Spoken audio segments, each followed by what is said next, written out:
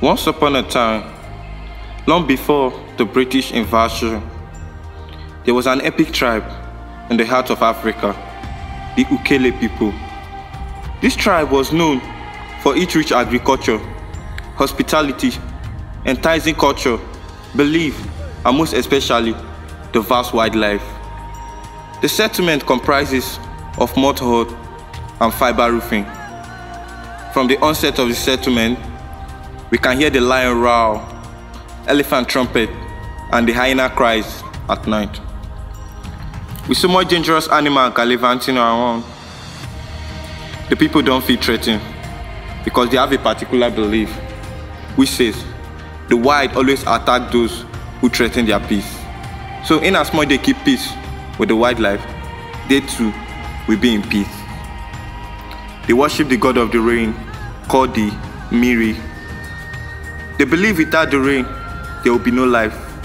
So they dedicate the beginning of the rainy season as a festival to celebrate the god of the rain. During this period, no one is expected to use water for anything, not even drinking or bathing.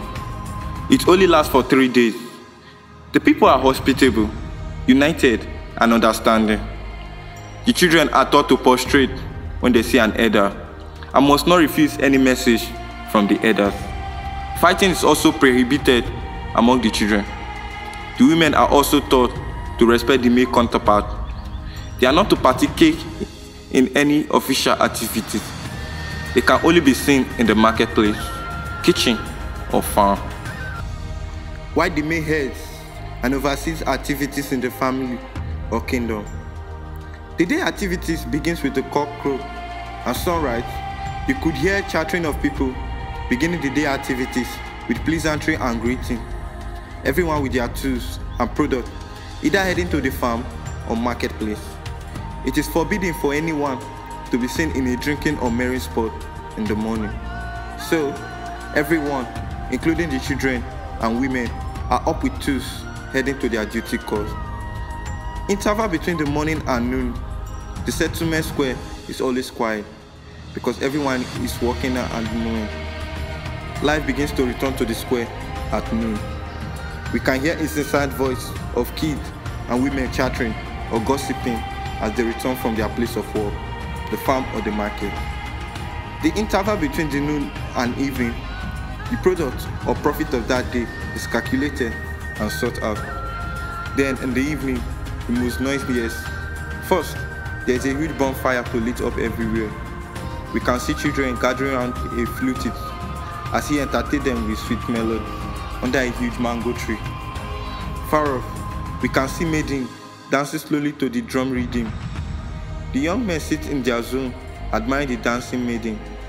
The women at the another edge, discussing about the day activity, while the older men sit at another end, marrying and drinking palm wine.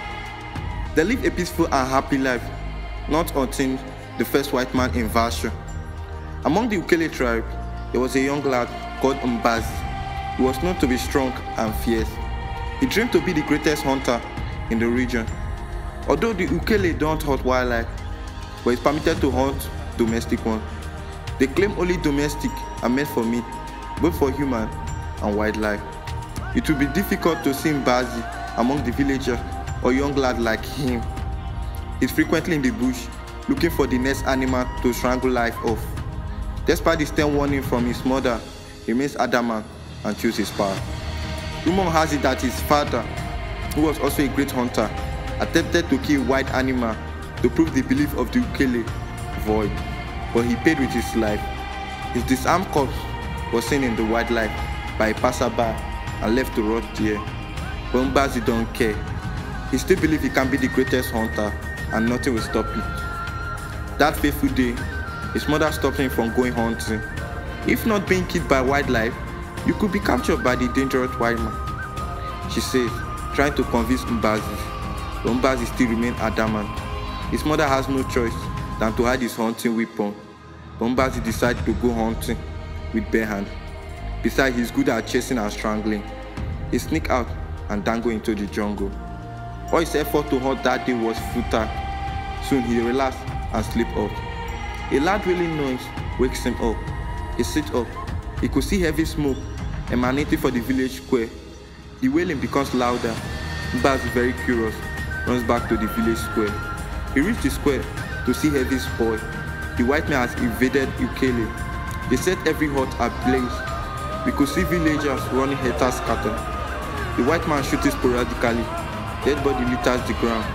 The white men looting treasures and the sculpture of the villagers, taking captives of the villagers, male, female, children, and even flock.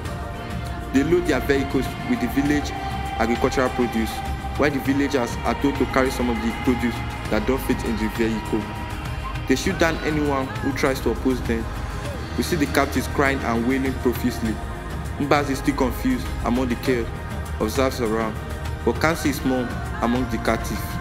He hurries into the hut. He sees his mother's corpse lying there. He cries out in tears. He grabs her cup, wailing aloud. He has lost everything. Why can't the white man just allow the people live in peace? The villagers are willing to give white man anything they ask for, but why can't they just allow them live in peace? The white men, after making sure nothing is left, they turn on the engine to drive off. Soon, one of them yells, "There is one remaining." He drags Mbazi from his mother's corpse and wheels him to the van, and he drives off.